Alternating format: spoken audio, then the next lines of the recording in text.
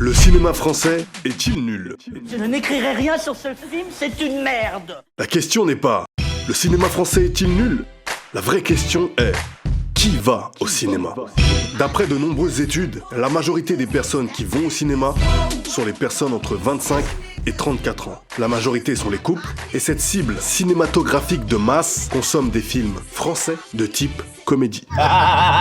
De cette analyse, les producteurs et réalisateurs français réalisent des films au cinéma pour la cible consommatrice. S'ils font un film qui va cibler une niche minoritaire, comme être un réalisateur qui n'en fait qu'à sa tête... Écoute, je vais t'expliquer un truc avec le spectateur. C'est une belle bande dans le...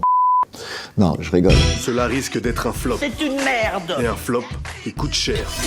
Si on compare les films d'action, ou pas, américains ou d'ailleurs, aux films français comme Taxi 5, Pattaya, La vérité si je mens, Qu'est-ce que j'ai fait au bon Dieu, Tuche et j'en passe. Si on se fie aux statistiques, on peut constater que ces films ont été rentables. Si on prend l'exemple de ces deux réalisateurs, Toledano et Nakache, connus pour le film Intouchable, ils ont la bonne formule. Réunir ces deux publics.